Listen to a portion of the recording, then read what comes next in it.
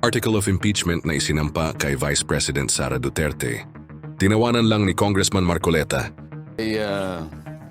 Ano bang para sa akin? Ba't ako pipirma dyan? Ganon yan ang palaging iniisip nila.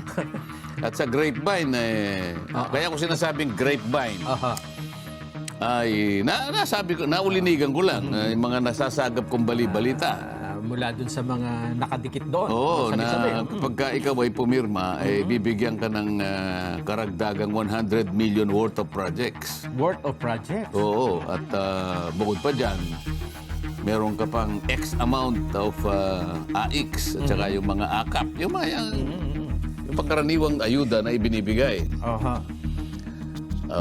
Siguro, may inganyo yung mga pipirma sapagkat inaakala nila na malaking bagay para sa kanila yun. Kaya pala merong isang congressman ang nag-post ng ayuda is coming. No, nabasa ko yun. Isa yatang congressman na taga Mindanao, Cagayan de Oro yata yun. Maliwanag na inamin niya, ayuda kanya is coming. At yung pagdating, dagsa talaga. Yun ang pagkaka-describe sa akin . Malibang bansa dahil sapagkat yun ay natapat dun sa araw na kung saan mag-a-adjourn kami. Kaya na sinasabi ko, pangkaraniwan pagka-adjournment, meron ka namang pabaon. Parang nadoble yata yung pabaon Nelson. Pero ako, hindi ko na inaalala yun sapagkat patagal na akong wala. Sinabi ko naman sa iyo, tinanggal na ako sa lahat ng ganun. Itinuring nila ako na hindi na ako kasama. Na hindi na ako member ng House of Representatives. Pero hindi natin ikinalulungkot yun. Nasasabi ko lang, Kasi para sa ganun ay malaman ng ating mga kababayan kung anong klaseng leadership meron kami sa House of Representatives. ang isa sa katanungan ko, 7 articles of impeachment ang isinampa . Hindi ito yung, kasi 3 yung nakaumang, di ba? May hinintay silang pang-4. Mukhang dito pinagsama-sama at may karagdagan. At ang number 1 sa articles na yon ay yung tungkol sa high crimes. High crimes in contracting an assassin and plotting to murder or assassinate the President, the First Lady, and House Speaker, which as publicly admitted by her in a live broadcast. Anong masasabi po ninyo? Ano yung high crime? Yung nga daw pong Kapag ako'y napatay, sabi niya, meron na akong kausap na papatay kay ganito, kay ganyan, at saka kay ganon. Ano yun? High crime. High crime daw po nakalagay. O di bahala sila, patunayan nila yun. Kasi kung talagang matutuloy yan, at kung sakasakaling ako naman ay pala rin, nando naman ako sa, alam mo na, kaya titingnan natin, pagtatanungin natin, yung bang pagkakaintindi mo sa high crime? Yung halimbawa may nagbanta. O sa akin kasi grave threat lang yun. Para sa kapakanan... Yung grave threat, parang pinsang buo ng jaywalking yun . Parang nagbanta ka pa lang. O, hindi ko na sabi niya, pagka ako'y napatay. So, wala pa. Nagsisilbing parang kasiguruhan niya yun. Kaya huwag niyo akong papatayin. Di ba? Saan pumapasok yung high crime? Bayon ko sa kanila. Ba't sa akin tatanong yan? Hindi naman ako gumawa niyan. Anong mga halimbawa ng high crime dapat? Yung talagang pinatay mo. Ay, kamukha ng treason, yung mga ganyan. Kapag pinagkanulo mo na yung buong kapakanan ng bansa mo, yan ang mga ganyan, yung mga high crimes. Pero kamo, nagsabi siya, kapag ako'y napatay, ipapapatay ko rin kayo. So, para wala pa. Diba? Para sa akin, salita lang yun. Para sa akin, grave threat . Kaya sinasabi ko sa'yo, pinsang buo ng, ng malicious mischief, ganyan. Oo nga. Ng jaywalking, bahala sila. Di ba? Sila magtatanggol yan. Hindi silang magtatanggol. Sila ang magpo-prosecute. Patutunayan mo, sang-ayon sa mga ebidensyang dala-dala mo, na may high crime nga. Na meron nga ganyan. Kasi kailangan patunayan mo yun. Hindi mag-a-allege ka ng ganyan. Pagkatapos, baka mamaya, saka mamadali nila, nagamit nila yung high crime. Pagkatapos o sige nga, tingnan nga natin ang definition ng high crime. crimes.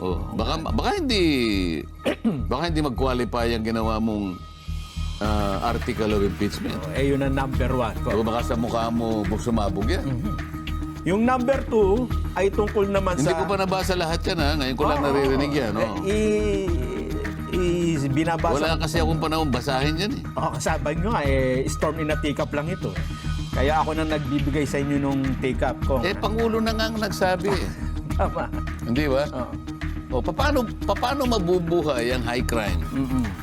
Pangulo na nagsabi, sa aking opinion, wala ikang kabagay-bagay lahat yan. Narinig din naman ng Pangulo yung mga ganong klaseng pangungusap mula sa Vice President. Opo. Pero sabi niya, yung mga bagay na pinag-uusapan ninyo, na nauuwi sa ganyan, sa aking palagay, ay wala ikang kahihinatnan yan. Marami tayong problema at mahati lang ang atensyon ninyo. Para saan yan? Wala. Sabi niya, sa wala. O pagkatapos hahabi ka sa pamagitan ng iyong imahinasyon. Aba, may high crime dito. Ha? Kung yung mga... Kasi meron silang isinama rito na, halimbawa, yung tungkol sa di umano ay pagkakaroon ng yaman. Pero ang taon 2007 hanggang 2017, hindi pa siya Vice President eh. Pwede bang isama yon? Paano mong isasama yon? Ang kanyang pagiging Vice President, ang importante dyan, kaya siya naging impeachable. Yung mayor hindi ini-impeach. Ano? Yung konsehal hindi na-impeach. Ang senador hindi na-impeach. Congressman hindi na-impeach. Ang judge hindi na-impeach. Bakit isasama mo yung aligasyon tungkol sa kanyang pagiging mayor o kaya vice mayor? Wala akong makitang impeachable offense sapagkat pagka vice mayor ka o mayor ka, hindi ka impeachable officer. Opo. Hindi ba nila alam kung sino-sino lamang? Tinukoy naman ang saligang batas. Kung sino-sino lang ang pwedeng sumailalim sa impeachment. Distingido po lahat yun. Kompleto yung listahan. Presidente, Vice President, Ombudsman, mga commissioner ng ating constitutional commissions. Tatlo yun eh. Civil Service, COMELEC, COA, ayan, at saka po yung mga maestrado ng Korte Suprema. Yan lang po ang mga impeachable officers. Wala na po. Wala na. Kung ilalagay mo dyan, yung inaakala nilang ebidensya nung siya'y mayor, napakalayo naman nata nun. Yan ba? Yan ba yung pinagsikapan nila? Napatagal-tagal. Dalawa po yan eh. Yung mayor pa siya eh. Yung sa SALN at yung sa Davao Death Squad. Huwag na natin pag-usapan yan. Meron pang isa Walang ako. kakwenta-kwenta. Ano pa? Eto pa. Natawa rin ako dito eh. Ikaw lang, natatawa ka na eh. Yung committed acts of destabilization constituting at least a betrayal of public trust and culpable violation of the Constitution and even high-up crimes of sedition and insurrection such as, eto na, yung such as na nakakatawa eh, to attend SONA 2024 and appointing herself as designated survivor. Alam mo, talaga naman designated survivor ang Vice President. Sa bagay. Tama. Kasi ang Vice President is a president in waiting, hindi ba?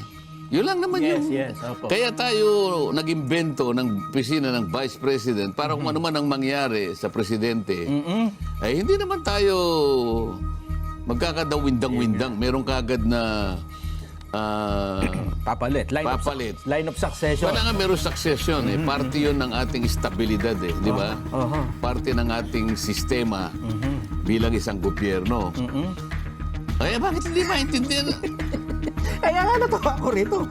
Ang taas pa, high crime. Talagang designated, basahin mo yung saligang batas. Kapag may nangyari sa Pangulo sa anumang kaparaan, may namatay halimbawa, o kaya nagkasakit, hindi na niya kayang